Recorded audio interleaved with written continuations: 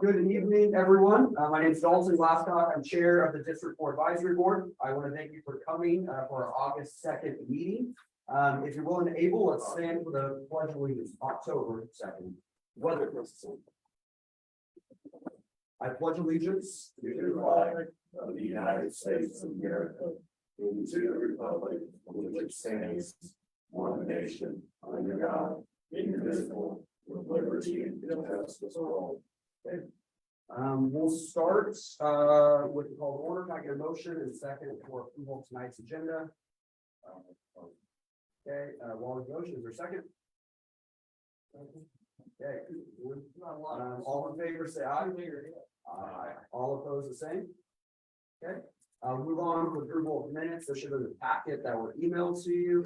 Were there any adjustments to minutes? If not, is there a motion? Okay, Wally, motion, is there a second? And John? Okay. All in favor, say aye. Aye. All opposed, the same. If you're here as a guest, please make sure to sign in the back. You may have done it already. We got here. There's also an agenda packet here as well. We'll start with reports from different departments from the city and Wichita Fire Department. You're up first.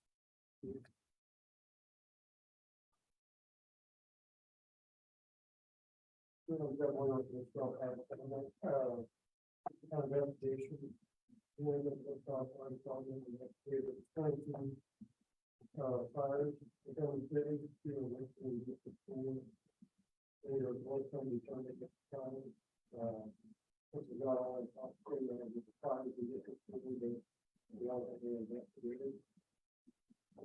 fire prevention week coming up.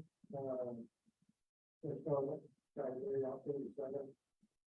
think we're going down the 8th, but we're going to the week and still planning out. The thing with company safety stuff is we pay attention to fire prevention. Numerous fires in the city when they get to certain accidents, or some of the new things going on, and when the fire is too far. Things we have to use status, which will be like that fire safety after that. Now, they send it to three,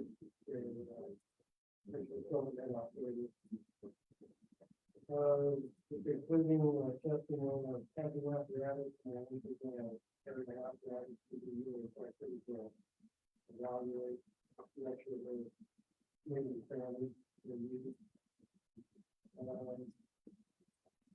All firefighters memorial, the memorial, we have a school days of days around the state.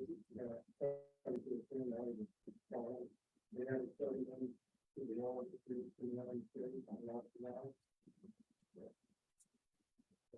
Any questions? Any questions from Dad? Any questions from the public? Okay, thank you for being here. Appreciate it. I'll move on to the Wichita Police Department. I don't know, West or South Patrol, whichever one wants to go first.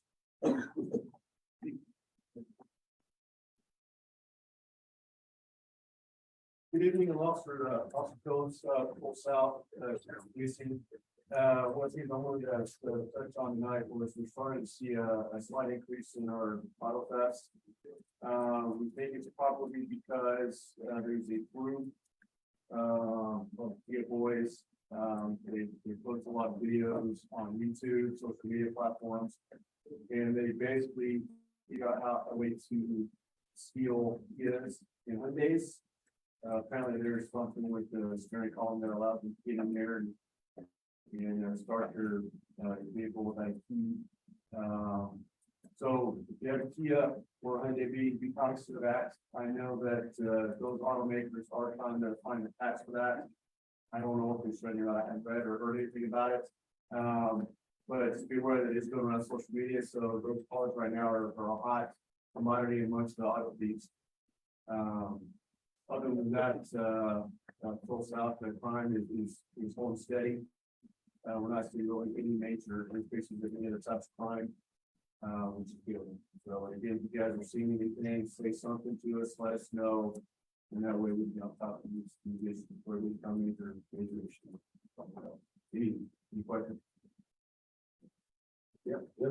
Mind if I mention the little homeless community living on 47th Street? Yeah, so I talked to the hockey about that, they're aware of it, they're working, getting that resolved. I think part of the problem is the money is part of that property. So we're trying to get in contact with the right people to get that taken care of. They had the second floor. Yeah, I was out there yesterday on it, so, or I'm sorry, I was up on Friday. It was either that or they put a refrigerator in, I'm not real sure, but it was something black saying the Yeah, next. so there's probably a compound out there. Yeah, it's growing constantly. Yeah, we're aware of it. So I apologize, if stuff like that, it takes time. So we're working it the best we can. Okay. Any questions, yeah? Any from the public or South Tree? Okay. $47 on Broadway. So there's an old restaurant, it's the Indian Elephant Restaurant as well. It's right over there to the left, it kind of goes back. If you just drive past, I'm not gonna see it, but it's, that's what I'm gonna kind of look to your south, you'll notice it. It's out there. Big up, thank you. Patrol West?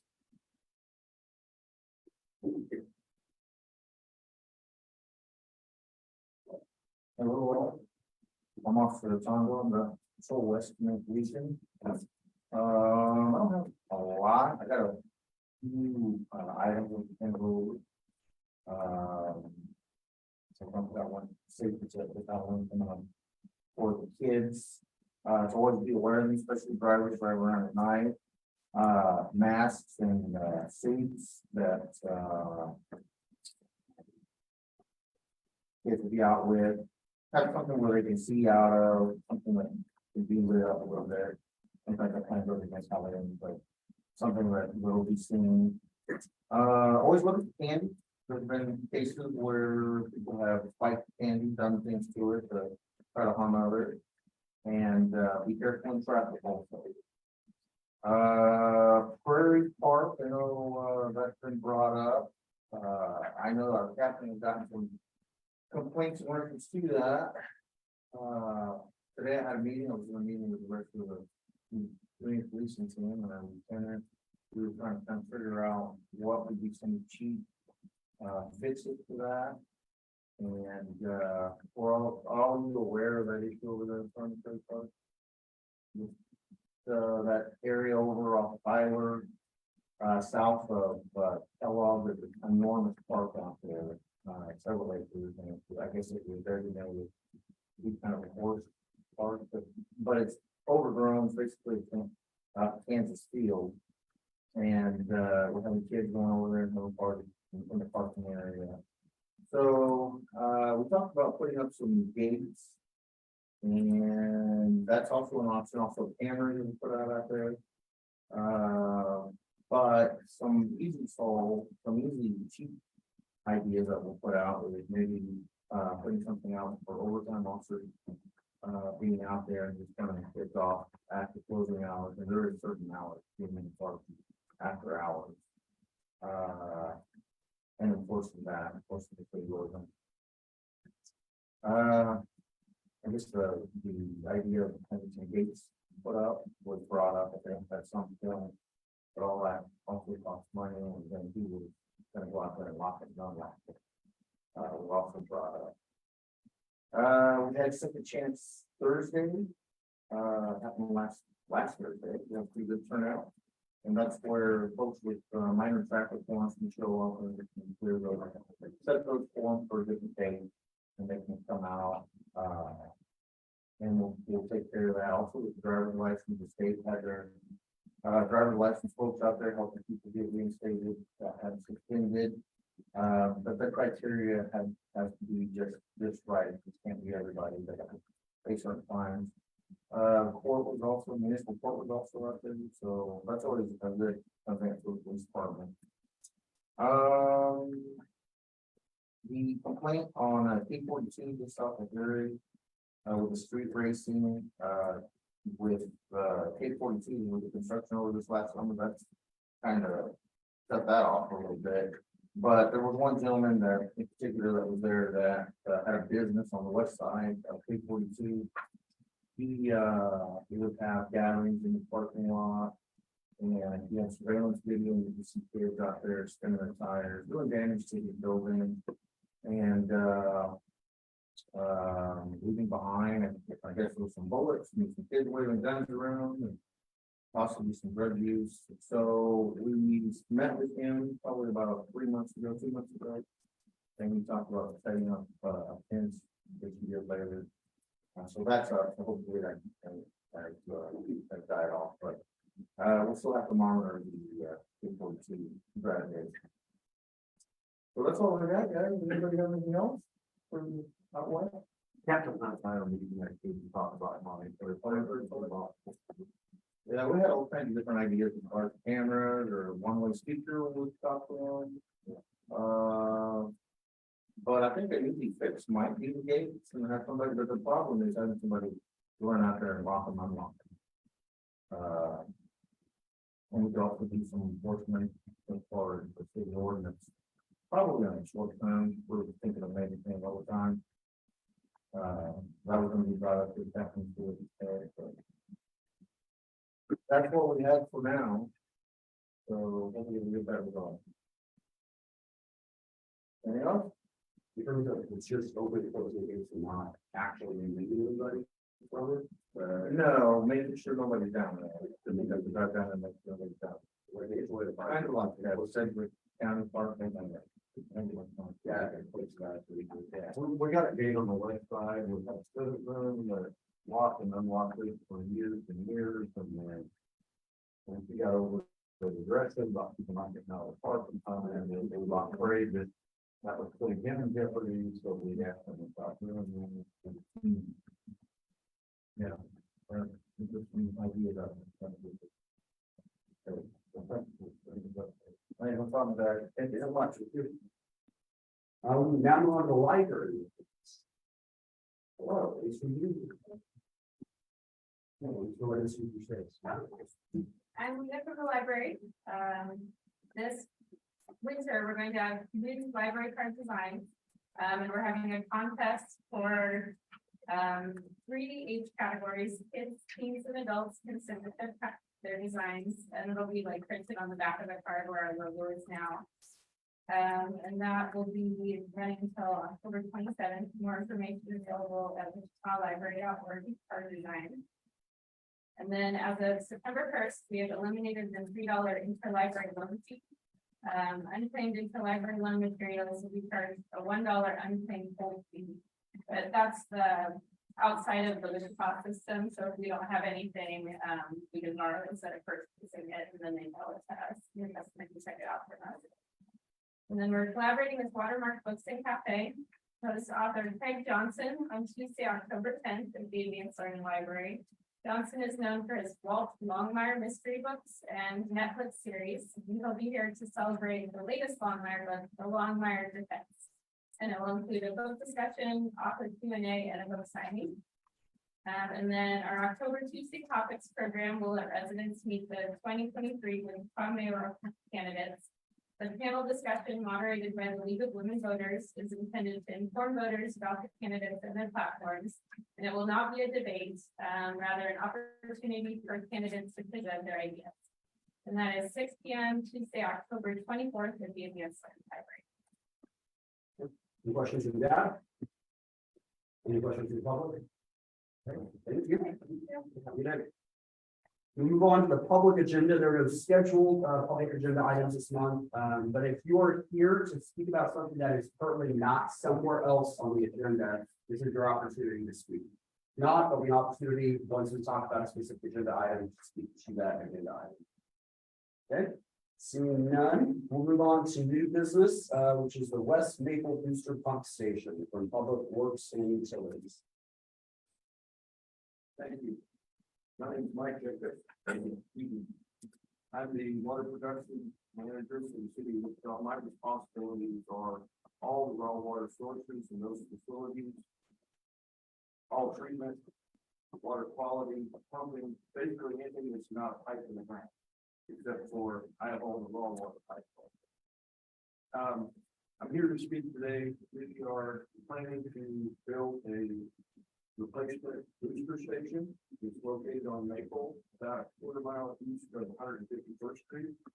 It was cited in this location to reduce water pressure in Maple Zone, which is a small zone on the west side of the city that starts east of 136th Street and includes out and includes the Goddard School campus. That's kind of through the middle of Auburn Hills and everything west of that, but the small zone is pretty important. There is an existing pump station there. Do you have my slides up? I didn't get any slides. We have a laptop. If you want to email them to me, I can pull it up. Or I can try to plug up your laptop. Yeah, there's no action on it. No action. We're fine. Well, I think it'd be helpful if we had few pictures that I have. How will we come back to this good item, and then we'll move on to the next one back to this. Okay, we'll go to item number 7, zoning application 0043, written by MAPC. Scott. Actually, no, it's been requested. Unfortunately, I don't have them for you. Yes, yes. So what I will tell you is I'll give you an update on what we were able to do, who we were able to talk to. Just for. Back to this. Yes, this one was familiar, because it's familiar. This is a case you've seen before. It's down by Seneca in May. If we can go over the maps on this one, it might be helpful. The applicant, in this case, we can go to the aerial. Just to refresh your memory, I'll be very brief with this. They want to construct a parking lot. You can see the long north-south parking lot there. They have apparently owned the existing building, which is labeled existing building there up corner, and are proposing to be an addition to it. My understanding is that the business is like a Mercado, so like a grocery or a small variety store, convenience store. If we go to, let's go down to the next photo. So this is an aerial of the area. What you see here is a duplex. It's on the south end of that red property, and then there's a like a garage or shed to the north. So what has happened is that the initial staff report, this was 2 months ago. The staff planner came down, was covering the case, informed you all incorrectly that there was no need for his own K Street as they could build a parking lot because it's only not, it is correct, they can build a parking lot, but it's incorrect. The answer is incorrect because the purpose of the parking lot is to service another property, which is ancillary parking required. It's a conditional use code. In this case, yeah. Emails for you, so the second or third thing. Planning staff are recommending GO instead, as that is the lowest level of zoning that would allow you to build that plan. Now, what has happened though is if you can see on this aerial, off of Seneca, there's a long north-south building. And that is where apparently the applicant for this case, who owns those 2 properties, he was renting and using that space, which is owned by another individual. And that individual has indicated, I think correctly, that they would not have access to the back of their property because their building covers their entire building section. So I believe that they, when they were here 2 months ago, that was the big issue that they brought up. But the applicant was not clear, and their neighbor was, and explained that they would have access to their property. So this item was, I think presented it last month with their correction and explanation. It went to the city council the next day. Part of the issue with this case as well is the staff report that was prepared for the city council had a long MPC vote. The MPC vote was split, and the council needed to vote on the text of that. There was a split vote at the MPC. So from there it was deferred so that the applicant and the neighbor could have more conversations and see if there was a compromise to be worked out. Paul spoke with the applicant, and the translator that explained the situation to them, told us he was going to be here tonight. I'm not aware that he is, but fortunately his agent is. I am not aware that he and his neighbor have worked out any of the. We also did speak to the neighbor, as we have been pretty consistent following into the department status. Situation as well. So, that's a brief overview of the things and what we've done, since it was presented with the city council. I understand the many questions why Scott, if you don't mind, I just wanna, I was the one from the bench that said, hey, I hate to just kill anything, you know, because nothing's been developed there, we want as much development as we can get down south. And I thought I'd throw that out there to. For what are major improvements right now, what, you know, I don't want to burden on either side, so I want to know what the reasons are. But it's landlocked, right? Yes, I mean, there's a bunch of people waiting to see this. One way to be a self-imposed hardship, is development, they're the middle classes entire country. Another one would be that perhaps you would expect that there was access back there. Maybe we're not starting with the others. Apparently, it's my understanding from what the neighbor has said, he's indicated that there's been some vandalism, all kinds of things that have happened between us two individuals. So it really gets into kind of messy situation. So I didn't sense she's not a real good relationship. Before we get into a lot of questions, I'm just trying to, counter them before we address the question. You know, well, we do that. Yes, sure. If we change it to GO, what they're asking. And they build anything other than a parking. If they're doing a parking lot, then you could still get access to the back of the building. GO could build anything other than a parking lot, i.e. a building.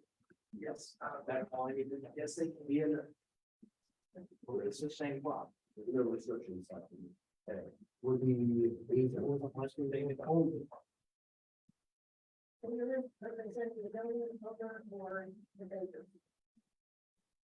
The one that wants to change that. Who wants to live there? We were doing his own thing, we couldn't put it up. You would probably find it. Is that possible? Last time I asked that, you said it wasn't possible. Well, you can put a protective overlay. I'm sorry.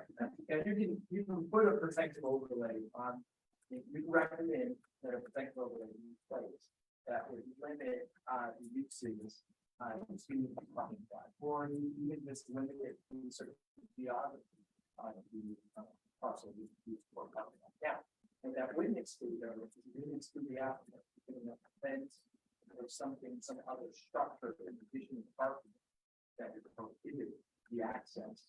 The other option, and sorry, the other action that you would have is that in consultation with legal, is that you could recommend as a condition of the zoning that the applicant would have to provide access to the neighborhood. And that would be a condition that the zoning change would not go into effect unless they satisfy that requirement. And that could be done through third party, private access agreement. So is it possible then I have, so a driveway off of this back, the street on the left, that comes in from the rear? Correct, it could be fabricated access to the building. It's just a question of how, so what degree you want to go, you want to recommend to see goes with further adoption. It's just sure that they're not. And how would we find that? Right? So we could say he can have a parking lot, but he has to put a driveway here. Well, you wouldn't want to build it, just make the right of way. Yeah, you need to provide. Or something like access. And you could actually leave it in general saying, that they would have to provide, an access that in the form of an agreement and then, you know, something like, I don't know, 12 feet wide, or I don't know what. Something like that? I don't know. I mean, they're, I mean, they're. I don't I don't know if they were, my understanding is that no one doesn't have access. He had some kind of a, with that input thing, with that house, whatever it is. He had some kind of agreement with that, he had paid them, or driveway to get back there. So I was assuming that he didn't continue to pay them, they wanted to declare with my plans, and put a parking lot in there, and some of these parking places, because he had wide, he had access to that property. Some sort. We have a question for the audience. Is there anybody here that would speak on this agenda item? Okay, we'll bring the session back to you.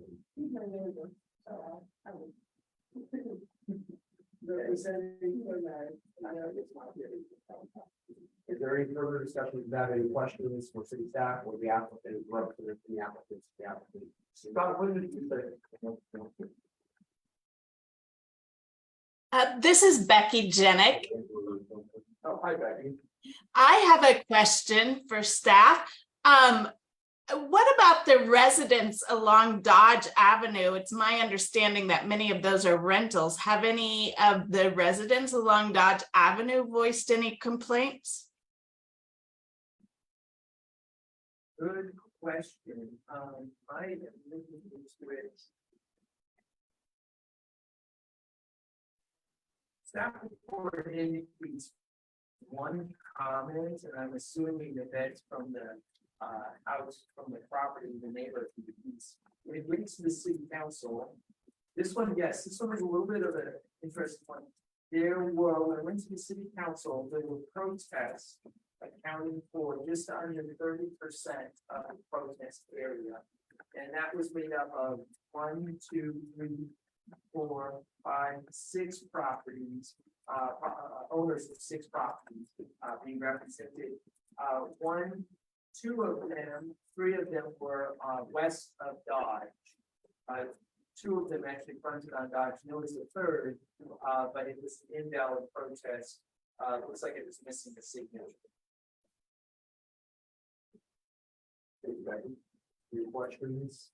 See no more questions, we'll bring discussion back to the board. Oh, yes, I did. Thank you. Thanks for the reminder.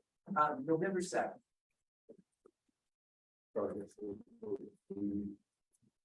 We need before that.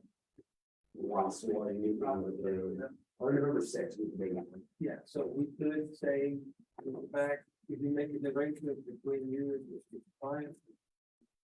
Then I don't.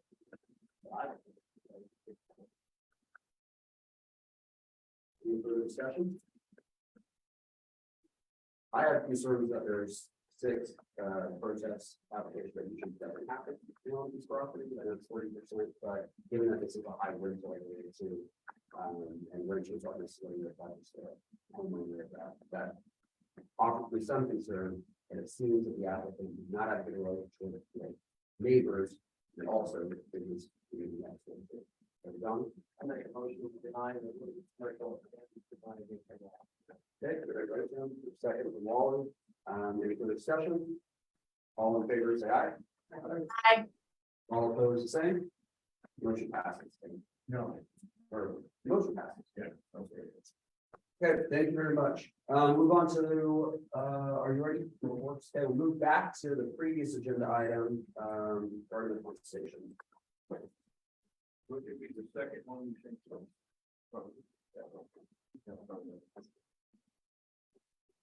Not sure if there's any differences, but we were making 2 revisions at the last minute.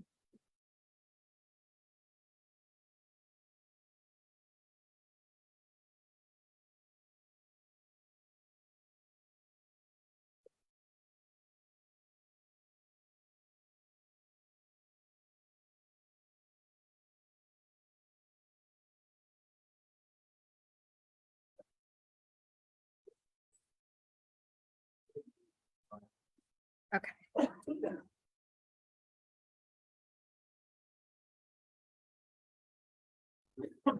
Two other people that we introduced Ryan Lesnar and with EC, they're the firm that's doing a lot of the detailed design on this project. And Dakota Weaver from the city of Stein, the department, he's managing the project. As I started to say, we have an existing pump station in Monmouth, about a quarter mile east on 151st Street. You really can't even notice and see it from the street right now. It's a very small station, with a lot of overgrown cedar trees and stuff in the front on Maple, so it's really not visible from Maple, and there's one drive. Wait, moves the next slide, please. The current pump station does not have backup electrical power, which means it won't function when there's electrical outage from everything. It's also outgrown the population. So that was a very small package unit put in, and I'll show you the picture in a minute. As the area started to develop, we started to see low pressures in the morning, everybody's irrigated and can take a shower. So we think that station was put in the early 20s. Now the population growth has occurred, that pump station is no longer. We barely meet that morning demand. If we would have a fire demand and something else, same time, it would be a problem. Pump station. So we'll be ready to build a replacement, and that was planned all along. We'll be ready in the spring. The new station will have backup electrical power. So if the power goes out from everything, we will program this so that in a matter of seconds, the generators will come on. The pumps will shut down because they have no power. In a few seconds, they will come right back on. And we run our stations that way. It will stay on even for electrical storm. We have a small disruption. We'll go on our generator, and then we'll monitor everything. If they don't have any kind of a blip or anything for 90 minutes, we get back to them. If we assume that the storm's still going on, if we don't see that for 90 minutes, we'll assume the storm is gone and power switch back. So we get that. While we're building this, we will not interrupt water service. We're going to be a completely new standalone station. It will be completely operational before we shut down. You go to the next slide, please. This is an aerial view of the property. The horizontal roadway is Maple. You can see that little white dot. That's that little package unit we put in there in 2000. We're going to do it next. As a comparison, you still see that little white building. The blue lines are our property. You can see the property was purchased and the first station was put in place so that we could build a second station later on. And that later on now it's come.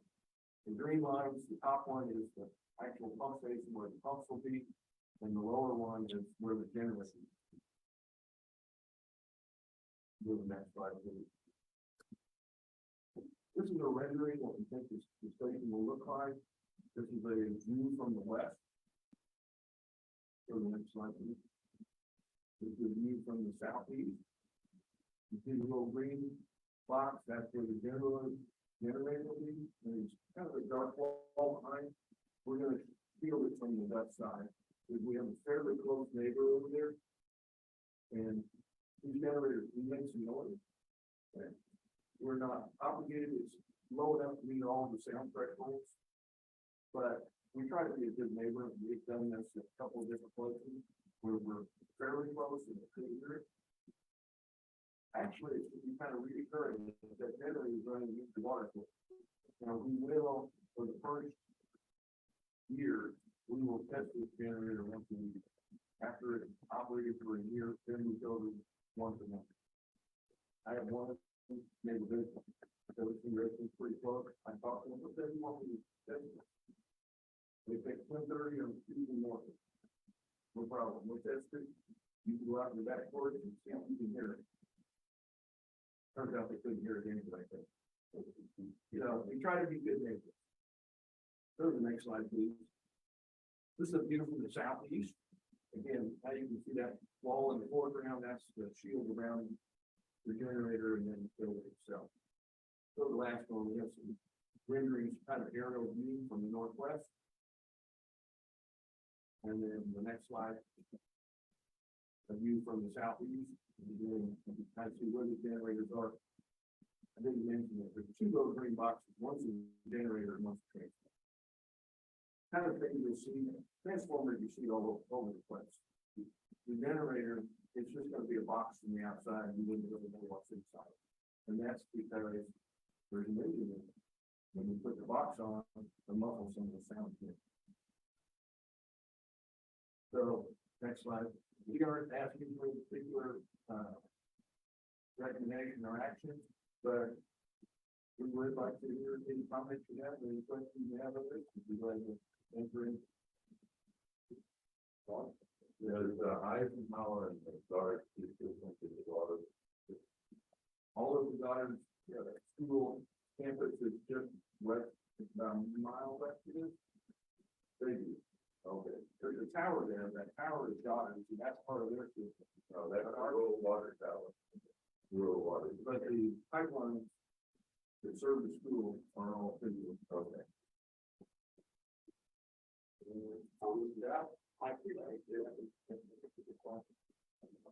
And, generating, natural gas power, This one will be people about it. so, is a computer monitor, so somebody goes out there and fills the tank up. We will fill the tank. Every time it runs, we will monitor how much fuel is there, and we'll make a decision whether it's going to be in it or not. Run it for 15 minutes, and we burn 2 gallons of diesel, we're not going to fill it. If we run it for hours, Why do they not use natural gas fuel generator? it's much more complex engine, it's cost. We do it one location, at the gas pump station, we use natural gas and diesel, it's a combined engine. It starts on diesel, and then you add natural gas to extend the run time of the fuel supply with that. If it's trying to keep economically, the natural gas powered one would pay for itself over 2 times. Well, right now it would, but we're looking at really long term, 1,500 years, and natural gas prices come all over. Right now, diesel is, we don't use that much diesel, it would be fairly reliable. We do proactively start 2 of our stations, like gas and Chile, but we don't start to use the air storm. Because those have a much bigger impact on our system. So if there's times, if you know, we need storm coming, we will proactively start up, switch, because we don't want that flow. Is it regular off-road diesel that they're using, or is it bio? It is, I don't know the answer to that. We don't particularly, the city has contractors, contracting firms, if we go check the local price. I don't think there's any biodiesel requirement. So what do we have to do to keep it? Because we saw freeze point now. Freeze point is the big thing, selling for leads, that is really important. That's why I was asking, why do you use the best of diesel? And 50 and 100 years from now, are they gonna be making diesel? Who knows? Yeah, Maybe I'll call. I'll be mine. I'm a lot younger than you. Any other comments to that? Yes, I have a question. You do the test, you put the generator under load. Not every time. So during the initial startup, you have to do it during the load bank out. In the beginning, for several months, we will. But then after that, we were tested that load, and it won't be as we did more of the we did one of the months, we do something like that. We switched because every power, we want to do that. Later being here for any presentations and no action on it, so thank you. Thank you. Okay, we'll move on to zoning case 0053. Yeah, we're back from the beginning. Thanks. We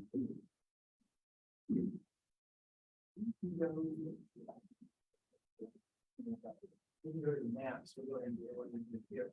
So we'll stick on the cover page just for a second. There we go. All right. So, what they're requesting here, the applicants requesting to sell, these parcels. From SFI to so SFI is simple family zone. SPF will use two family zones, so it will allow for duplexes. Well, if we go to the very, if we go towards the end, we'll see some maps and like go through those first. So here's an aerial, of the area. You can see the area. There is still, houses that were duplexes or developed.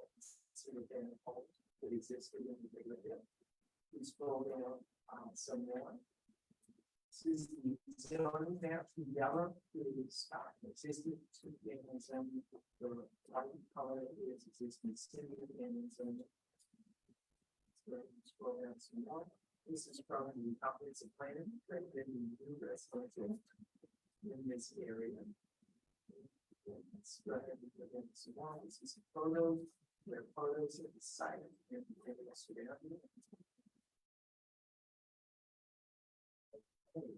we can go back up to the staff report. First page, or we'll go to the second page. So in terms of background, it talks about the size of the area, which is over it's 3.71 acres. Talks about mixing uses. In terms of performance, plans and policies, we find that it's in performance with the new investment plan, comprehensive plan. What's the explanation for new investment plan? Staff recommendation is for approval. And there's a number of findings here, voting factors. So number one, finally, the character. It's in the character area. There's a team suitability is something like the property is already been restricted. You also as I said, so the same with the legal restrictions would have detrimental impacts in the property. Then this is significant of more impacts to the area.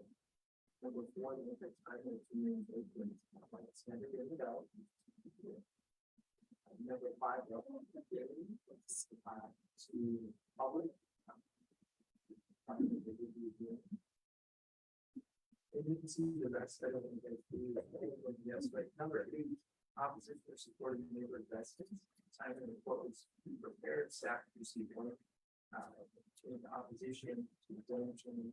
There is concern about the buffer between the duplexes and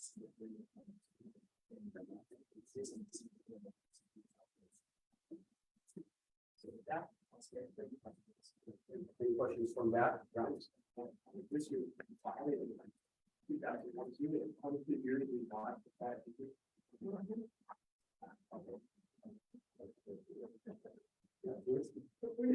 Is that? Stormwater retention. Okay, that's a fine. So these are gonna be blocked. Yes. Right. Are they showing in the box? Wait, one second, we'll open comments, see if there's any other questions from Dan. Becky, are there any questions online? No questions here. Okay, now we'll open it up to public comment. You have 3 minutes. You can go to the podium, please state your name and address for the record, and you'll have 3 minutes each. My name is Dennis Hample. I'm president of the homeowners association, which single family homes in that area. The letter that was sent out, there's very few homes in that area. Nowhere did it mention that there was going to be a meeting at this location. They mentioned there was a meeting somewhere on October 3rd Street. There's always a conspiracy. We have 72 signatures, including that ex for the 2 homes that and his response was up on there, but you slipped right past that. You didn't stop that.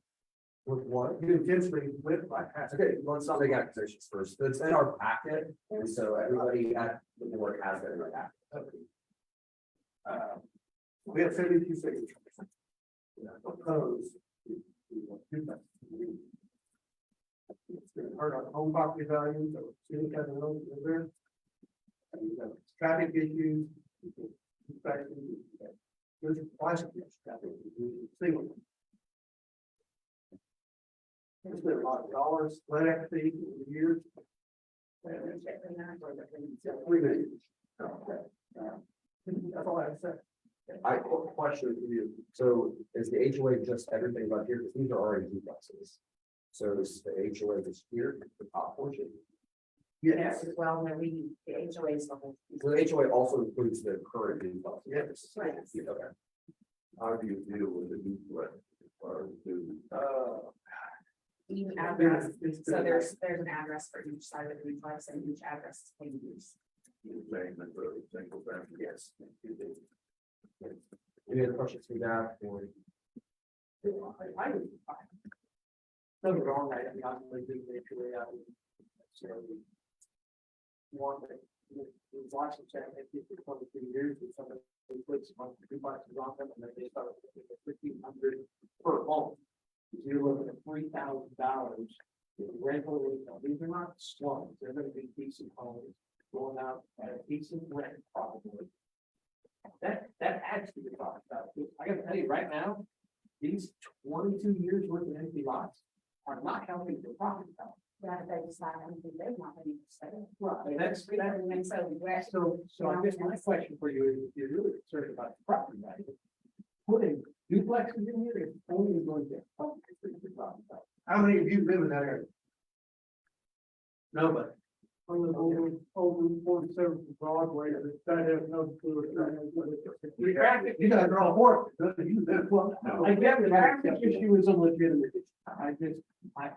I question property value question because it was duplexes in very good property. And I know, because the city, we talk about pretty outrageous property tax. Yeah, a lot like that. Well, we have the same issue. I live out west of 119th. Connie and 135th Street. We were told when we bought their single family house, now we have in our homeowners a bunch of prison looking people. I know, I live in the same area. And you know, and it's all over. We've approved over 2,400 changes to single family to duplexes all over West Virginia. And I'll agree, right now, they look nice, they look really landscape, but as soon as whoever owns them now, they're gonna sell them off at some point, what else can you take it over? Next one, I'm just- yeah, we'll be on time too. So you want to agree with that now? Yeah, she would. So, I mean, I also kind of wanted to reiterate, I mean, Since you're leaving that out, Susan Mayor Decker, and I live at 4746 South Leland Court. One of the things that I'm upset with being, you know, an owner in that neighborhood is the only reason I found out is because the one person on the HOA board got a letter, he lives on the lake. Everyone that we've talked to that was not on the lake has no clue that this is going on. We deserve as a neighborhood to be notified. Every person in that neighborhood deserves to know what's going on. I've only lived there for 8 years, but my neighbors have owned those homes since they were built. And they were told one thing. Now, it's not our fault the lots haven't sold, the lots have sat there. No one has wanted to put them up to sale until earlier this year.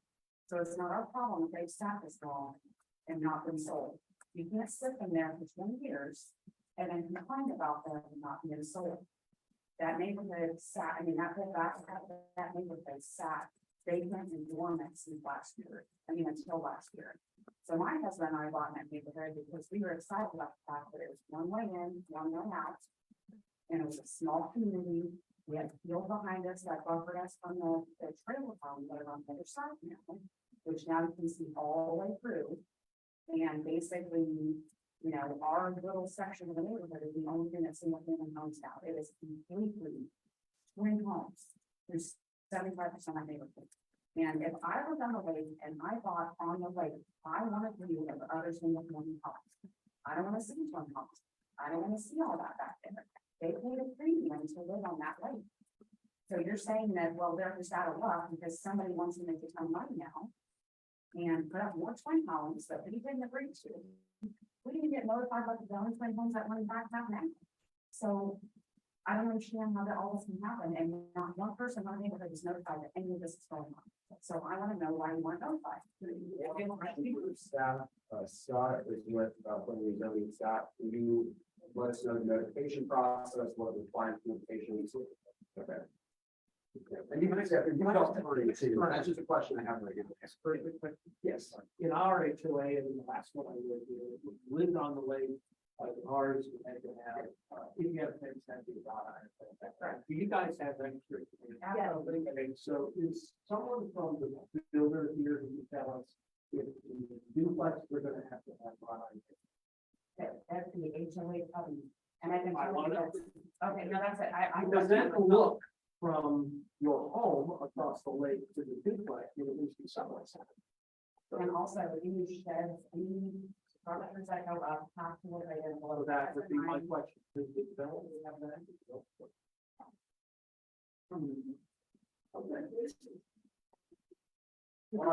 It's right before the surface, we have to do the last closing comments for you. We'll open up to everybody else too that has other comments. Just for you. Just for you, if you have anything else, there's the opportunity. Oh, okay. Yeah. I mean, I can't think of anything else other than the number of signatures. Everyone that we have spoken to, I know is opposed to it. And we have spoken with almost everyone in our original part of it. So I just want to plead to you guys that clearly the entire, every single family home is upset that this is going on. And so I just want to throw it out. Even with the zillion. No, now there's actually 3 rows and 3 rows down. So when we bought 8 years ago, it was literally 1 lane and way out. Now they've connected us with the neighborhood to the west, which is also supposed to be single family home that's being used in multi-plexes. And so they have connected our neighborhood to that. And when they were doing the construction, we have construction trucks on our side where, you know, I don't want to pay to repave my streets because they've been hauling all kinds of construction vehicles into our part of the neighborhood that's been done since 2007. Who's gonna pay for the roads when they tear it up? We are. And we didn't ask for this. So why do I have to pay for the roads to get put in because our roads are damaged because of all construction and all the people coming in? You know, nobody asked our opinion for any of this. Well, there wasn't a sign put up notifying you on the property, the red sign about 2 feet or 3 feet by 2 feet.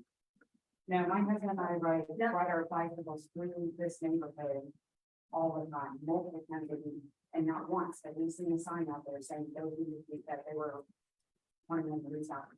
All that's been up there is for sale sign, and there's been literally no communication whatsoever. There wasn't even any communication in those lots of sale.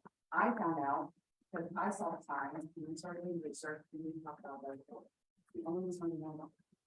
I know city staff has a answer to question about notification, so I'll have them up for a second, and then we'll continue to have public comment, so you will get your opportunity to speak in a second.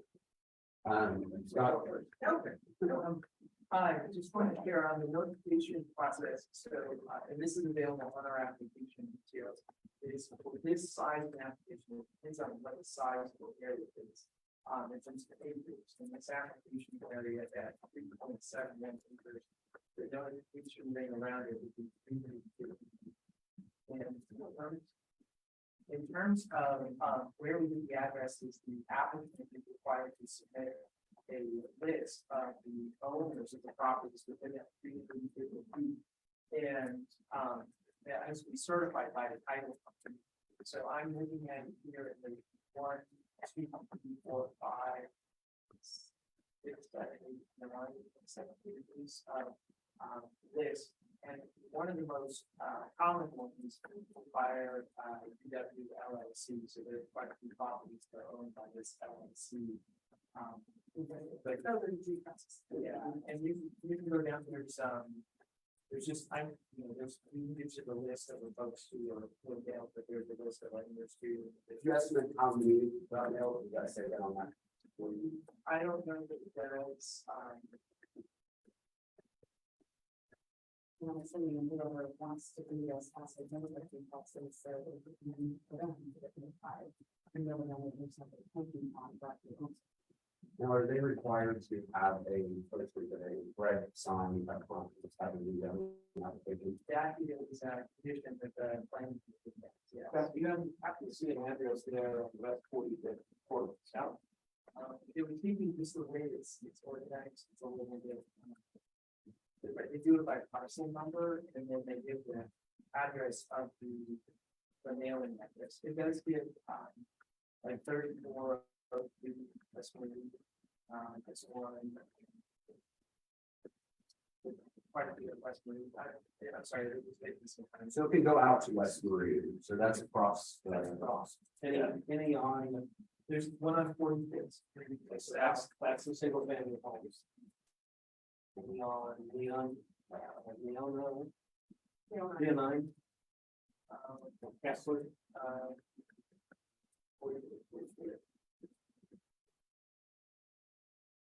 yes, there's that 46 South Test area. So that was the cross. We were headed to somebody got a letter looking there. Yeah, so we're, a set across, okay, so We are here. I'm just making sure that they did get a note. But they follow city code. All of our notes, that's.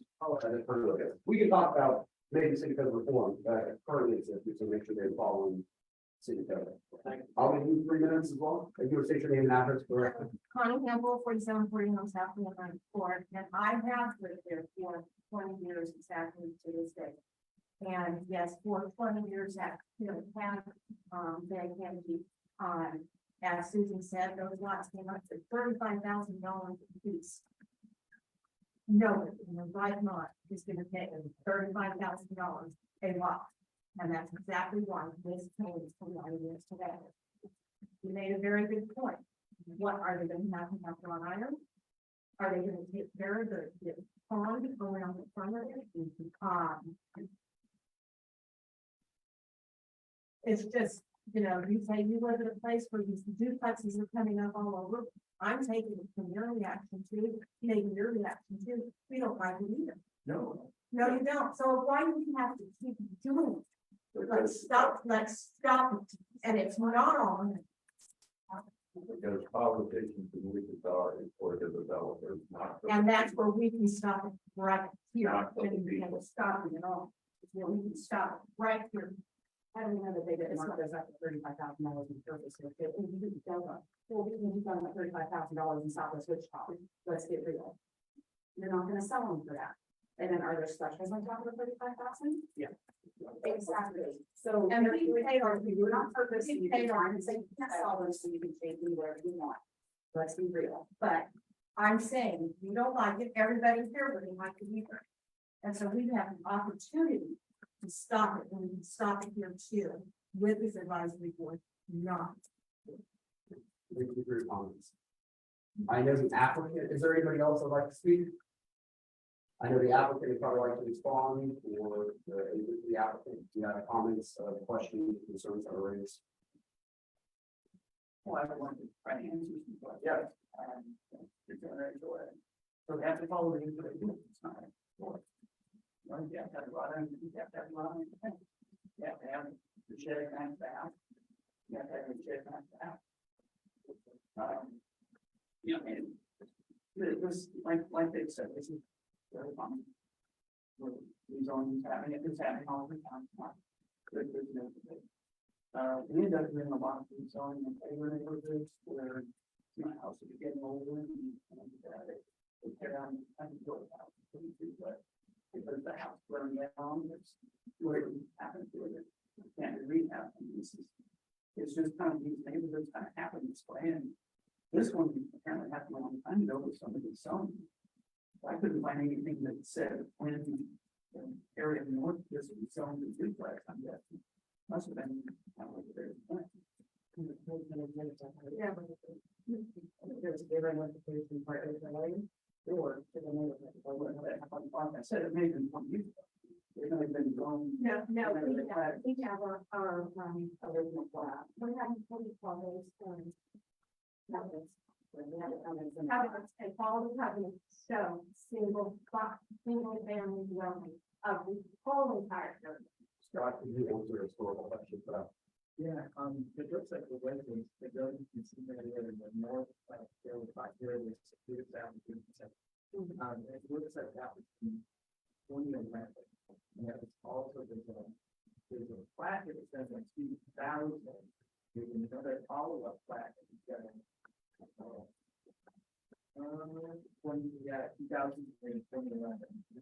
Okay, so then one question, why won't we notify that? You know, We've lived there for 20 years, and we did not get it, and we got the notice, so if we got it, we don't, we're gonna be notice to turn out, and to do cost, does it happen? yeah, I would have to look it up, but my assumption, is that it's been for the one policy. More than that, you're gonna fire us about how to do the policies.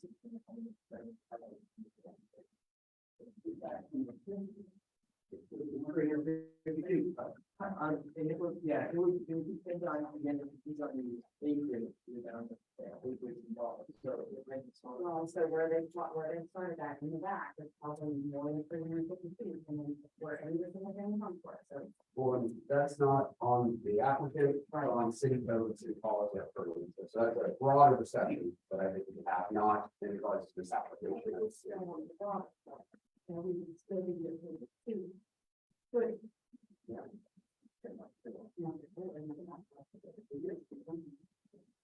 Were they passed, we are always the only ones, and when, I guess, I'm talking about a non-editorial, I'm sorry, where you said it was shown, those of you that in 2011 and 2010, we lived there since then, and we didn't see it.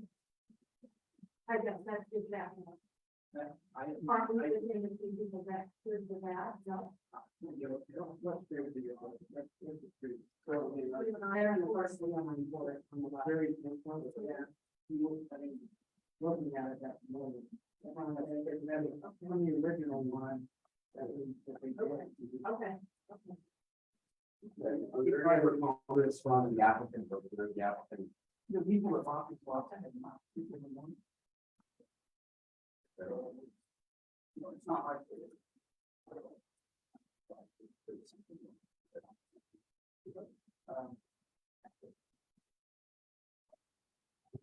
I'm glad I don't. Any questions from Dad? I've seen, yeah, I know, because I've seen some of the people ones, and I've seen some of it that are higher, and they're rent for 60 and 70 bucks a lot. I mean, it's half. It means, you know, nobody's gonna attack their city. And I'm not, we're not rental people, we're not landlords. So, but that's more than my portion. I'm just, can you give us the quality of these homes? Just one comfortable. That's, yeah, they're plugging in the tenant frame. And that would be well. So, yeah, and it's how, I mean, and that doesn't include on everything. Right. Right. Go out, go, go,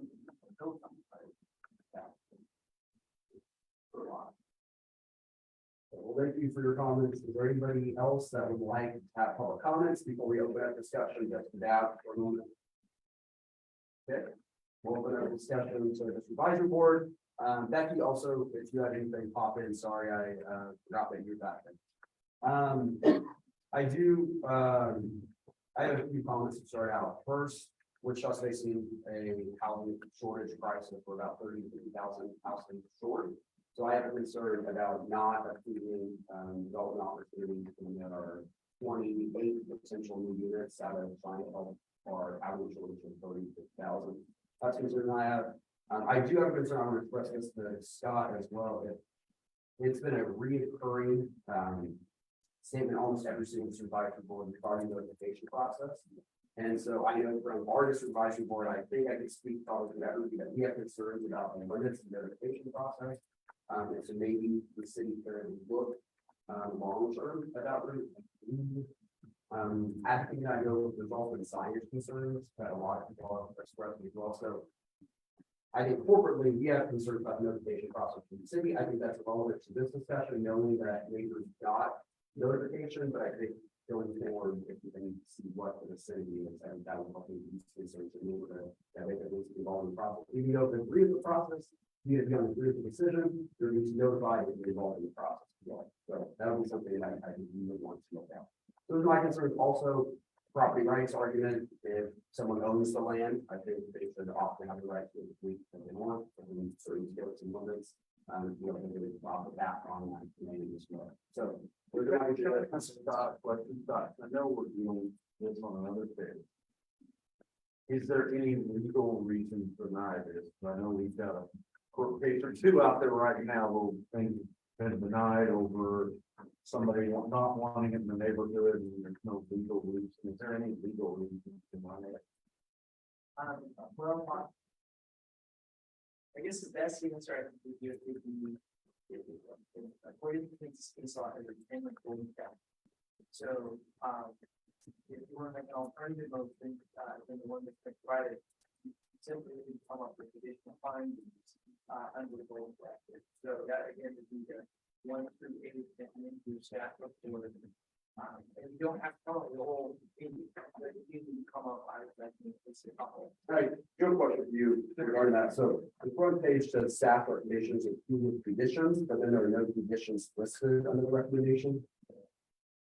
Okay, I did not see any conditions there. I did not catch that it said any of the conditions. If you look at the recommendation, it says recommend that the request be approved. Okay, so just ignore the front with conditions. I take the conditions off. So I will speak with staff about again before we do that.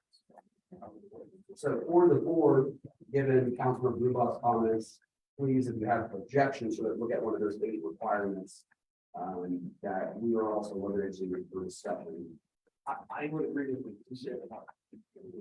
Even if it comes down to the staring of the second time. There were more reminder costs, postcard sheet, you know, I appreciate this really good discussion about our community and the way we adopt it. And this has actually been an item that the city council worked on. I think it was more than a couple of months ago, maybe it was 3 or 4 months ago. I've been exploring this topic with the ownership, and it's a subcommittee with 14 members total, there's 7 members who are on the Finance Plans Committee. And they are actually talking about, there's a presentation on this next week, next Thursday morning. So I encourage you all to tune into that, or attend it, watch it later on. But they'll be discussing ideas that come up to city council about postcards, also other languages, and there are other things that we covered before that we're not covering in this in that week, but the distance of the notification, so that is very much an ongoing conversation. It's driven a lot by the conversations that happen with that. So just to let you know that that's continuing, and appreciate you.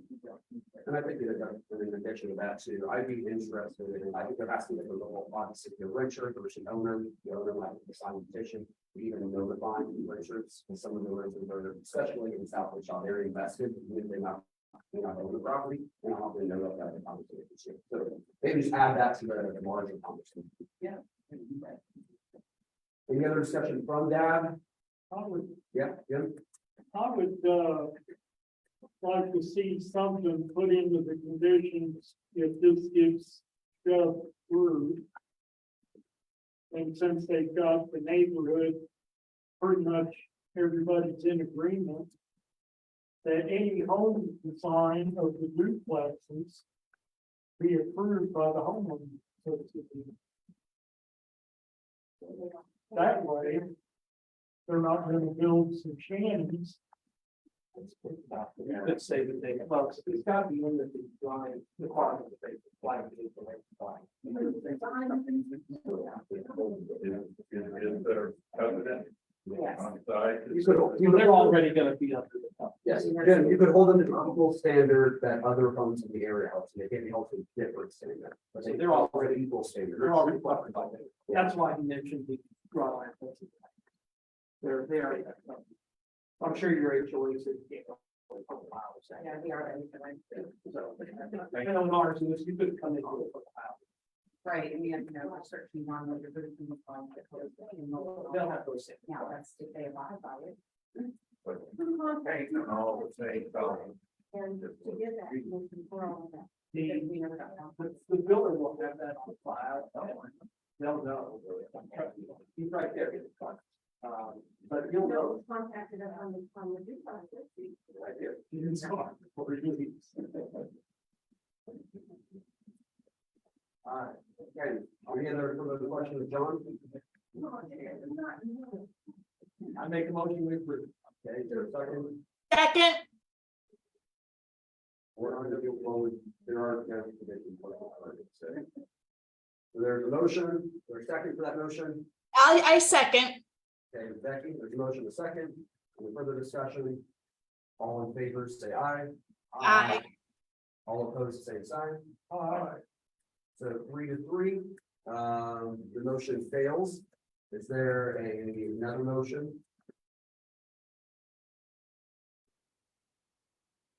I make a motion to disapprove it. Okay, motion, there's a second from Wally. All in favor of that motion, say aye. Aye. All opposed? Yay. Can we get the golden rule as to what why we're? Yeah, that's what I'd like to, once you're, yeah, discuss it. So both motions fail as it stands now. Becky, did you vote? Yes, So I voted nay. both motions fail, so we're standing still currently. What would be, so if you were proposing a motion, what would it, one of the 8 recommendations or one of the golden rules, what would be your objection to the application? My objection to the application is all these people in this neighborhood bought into the place with one idea presented to them, and now they're changing the book on Opposition or support of neighborhoods or. which, again, you're going on legal terms or what could be proved in court if we get sued. We have 1 on 5. These are not the golden rules listed, sorry.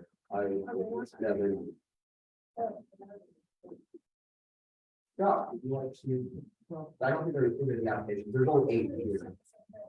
Yeah, I would build off of these. One of these 8 would be So acceptable.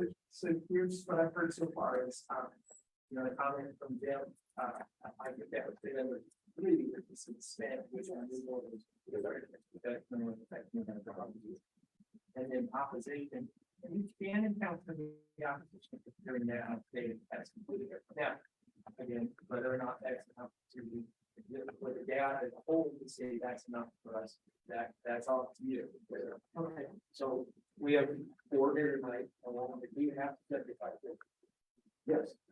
Thank you. So we have a fight. So both motions fail. If there's no other motion, then we'll just move on to the next agenda item without any action. I think that's what we have to do. You can do that for us, but I'll just follow the signal already. Well, Scott, will it just come to the council, this is sort of undecided vote, undecided recommendation? Yes, sir, that's how. I see no other motions, no action is taken, that'll go back to staff, that no action is taken, or that there is, motion to fail, motion that. Both motions fail, so you will pass it off to staff. I will encourage, and I encourage every developer, please have conversations with Gateway, please have conversations with the neighbors, to solve a lot of these problems beforehand. If we can have this conversation prior to the meeting as well, so. Make sure to exchange information, make sure that we're all engaged in the process, we're being good neighbors as a community. So, thank you for being here and thank you for your mind as well. So that's what this whole process is. And please come to the other meeting as well. We meet once a month, every Monday. So. If I had a room, it's more, I really want to.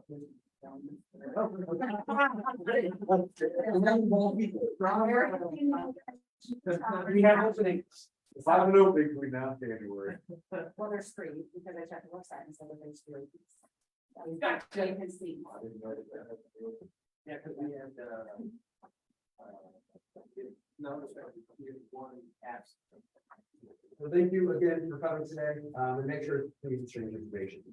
We'll move on to the next, item agenda, item number 9, which is zoning application 0052. Scott, you're back again. You betcha. Thanks for having me. This one, if it looks familiar, it's because this is the property that's on. Please, if you were still here, get this. step out. No, you're good. Thank you. And if we can go to the graphic there, that right there. Thank you. So, what's happening with this one is that there's a northern, so the blue is the existing, CUP. And so again, there's base zoning, is it residential, is it commercial, that kind of stuff. The CUP is the level of zoning that goes over that. It's typically for commercial developments, above a certain size. In this instance, what's happened is that, the applicant has, is getting ready to develop a northern portion as residential, and it's trying to reduce CUP in size to what you see in the red. And also to consolidate some of these zoning parcels that are in that CUP, to consolidate them into fewer parcels. So, we'll walk you through what all that entails, but essentially they're trying to get the residential portion out and then trying to consolidate the commercial portion. In terms of where this is located, this is just off of Kellogg and 167th Street. So, the schools, the north, also the pipeline, we saw it this last month, it was new. From we go to the maps, photos, here.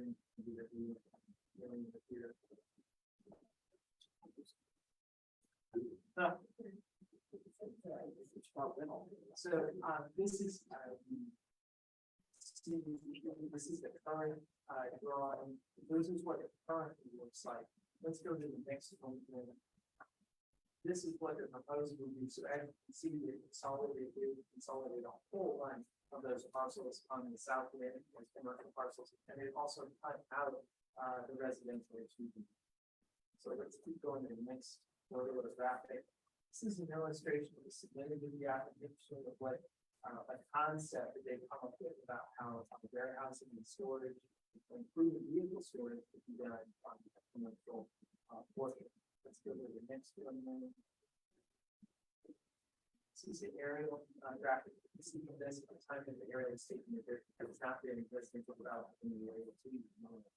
You can also see it in the commenting about the city of Gwinnett. You can see the cities here, unincorporated counties over there. So it's still with it. Sporadic in there. Let's go to the next one. This is the zoning map. It shows, as we talked about, the duplexes, that duplex zone to the north, it's got a C zoning to the south in the red portion. Let's go to the next one. This is the map from the comp plan model. It's really important.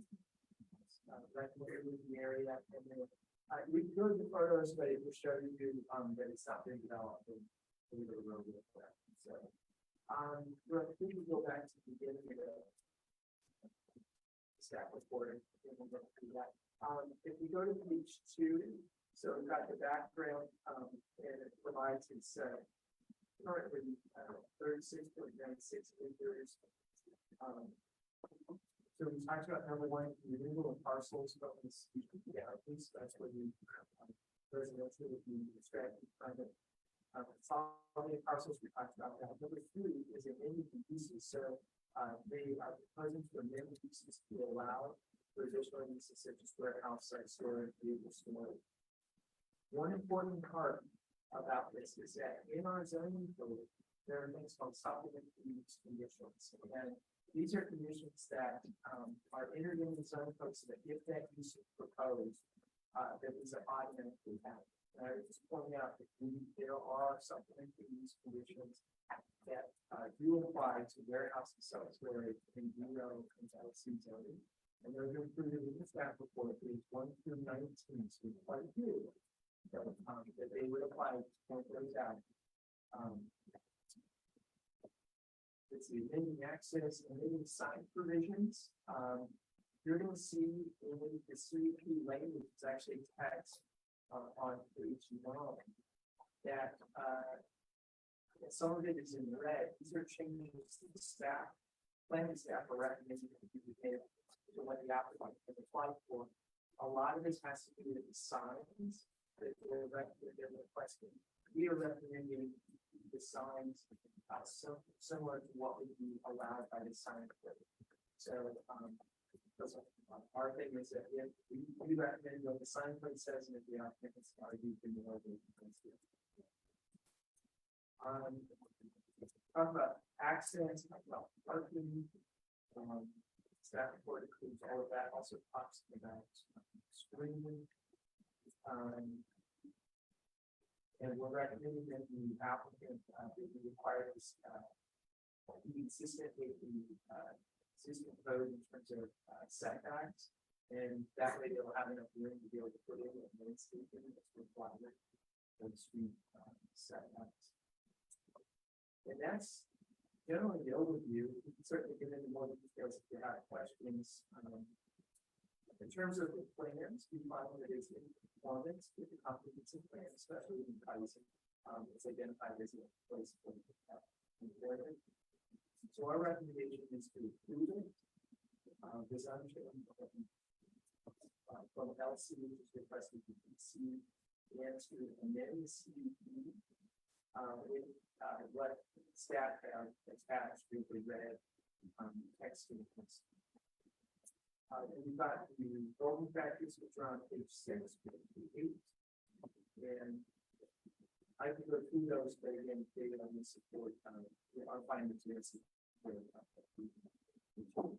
So that I'm saying. Any questions from staff? Yeah. Yes, sir. What allowances are you making for the future expansion of US 64? Kellogg Drive on look, we just approved this zoning on the south side. Now we're approving on the north side for 20 years.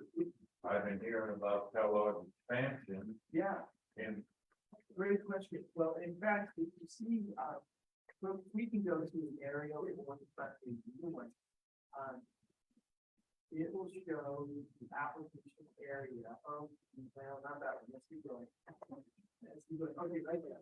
If you notice the orange, you can zoom in a little bit, but you notice the orange with the diagonals through it. right. That is the application area. You'll notice that on the south, there's an area in between the orange and the blue. That is actually because it was a plat that was recently submitted and done for this one. As part of that planning process, visual right of way was requested and granted. So that's why we see that carved out that widens up a bit closer to the intersection. Because of the discussion about power on original. So in the plat, if I recall correctly, I'm going to be agent for this one, but I believe that the plat also included permitting to access to the funding for the some of the plat is not done, but they're related to the same property and it addresses the hopefully that's how Question I have, no homes are currently there, right? So apply for it, no homes are there. I'm going to defer to the agent for the most recent, but according to the area, it's mentioned. Right. Currently, there is no houses there, but they have just completed the streets on the north half of that area. If someone that moves in, knows we have, they know. Chris Rosenbaum, sorry. Yeah, but if you take Hyde Street North, that road has just been completed. It will probably start going duplexes soon. Everything south of there is has not been and just to clarify, just for Scott, it'll be very, very close on the right of way. We started the north bay portion and we were going to buy the whole thing, but KDOT wanted to purchase more ground and that further expansion. And so we platted the residential part of it, we got the commercial, and we could figure out the KDOT, what was KDOT and what they wanted and all that. So it took us a while, I think we got a while to get that worked out. And so as soon as they did, they purchased the property and then we came in, we plat and. Any other questions from that? Maybe from the public? Seeing none, I'll entertain a motion. There's a motion to approve. Is there a second? Second, June. All in favor, say aye. All opposed, with same sign. Okay, motion passes. That is our last agenda item. There is the board agenda updates. There is a district board survey that Brooke wants you to either send back to Jeff or herself or her. So make sure you fill that out. This is on here. I know there's some up front there. We can join us as well. Yes, June has an announcement. Do any of you or people in your neighborhood that are in the Goddard School District? I was down to determine if I know something about people running because of the 6 or 7 candidates. So I called several churches in Goddard to see if they knew. Nobody knew anything. So I finally got the school district. I talked to a guy in Dayton. And there's a public forum October 17th at 6:30 at Eisenhower Village School to meet and hear from the candidates and do that. So, my neighbors are going to be coming to do that. I have 3 of them on share. There you go. Dude, go listen to that. On podcast. I got a question. Yeah. Is there anything, when we approve the zoning change, that we can hold these people, I'm tired of people coming in there and promising they're gonna do this and they're gonna do that, and they don't do it. Case in point, we changed, and they HOA at 119th and Taft. We changed that house from residential to light commercial. The guy is the insurance guy, there's no intention, he's got it up for sale as commercial property. The only thing he used us for was to get more money, he bought a residence, got the zoning changed, we were dumb enough to change the zoning. And then he goes out and sells it as commercial property. Are you not about one of those? Yeah, Yeah. So that's. it's for sale by Insight now, Yeah. in a residential area. Good question. As we've heard tonight, there's often a lot of dialogue between the neighbors and also the applicants. When it comes to, what an applicant says they're gonna do, unless it's a requirement or condition of the zoning, then it's really the thing to do. But if there's a condition, for instance, a protective overlay on the straight of zoning case, you can impose, the city can impose conditions that need to be met and require to be met. Or it's conditional, you can just add the conditions as part of that. So, if there's something that you want to have happen, with the community, then particularly, needs to be a condition. Part of it. Yeah. And when do this have to be limited to? There can be a variety of conditions. Some of the, like rock fractures, for instance, that is often going to have a lot of conditions that are added to it. We've seen it, in circumstances that look like, auto being, or, substantial auto that you get to pay further. Hours of operation, that's when there's a recent one. The hours of operation makes sense. Sometimes lighting is one, often, things that spill over the neighboring properties, so, that. And then streets is also something. Any other comments from the board? Councilman? Yes, I had a question. Are we going to have hear something about the tree master plan? Not today. It's not on the agenda today. Right. I knew not today, but sometime in the near future. Somebody was just asking me about it, so I was trying to get a handle on when we would be hearing that. That was just workshop, last Thursday. I don't remember if they said they were coming out with that with it or not. Okay, thank you. Okay. Are we still doing our, District 3-4 breakfast on November 4th? Are we still looking at that? Yes. Okay, where were we doing that at? Right now, it's just the 47th and Broadway. We have yet to nail down a specific location. but placeholder on your calendar, Saturday, November And 4th. I appreciate Brooke putting together those surveys. We want feedback, as much feedback as we can get. And, some of the major things the council, is, you know, we've opened the police contract, we're over 100 officers stored. I think that's really got, I know it's got us some crisis situation, so hopefully we can come up with something, start attracting new officers. Something's not working out, or it wouldn't be 100 officers. I can give you a real good example of being short officers. Had a house behind my property getting broken into at 2 o'clock this morning. I've got a 100-pound German Shepherd that usually lets me know what's going on in the neighborhood at night. He's out there barking and raising hell. I look out the back window and see him busting in, kicking the door down in his house. I call 911. They say, we'll send somebody right out. 3 hours later, my dog started barking again, and they showed up. So that's how short we are. What time of night was that, keep home? Started at 2, I called at 2 o'clock in the morning, it was 5 o'clock in the morning when my dog's named Hot Rod. He went off again.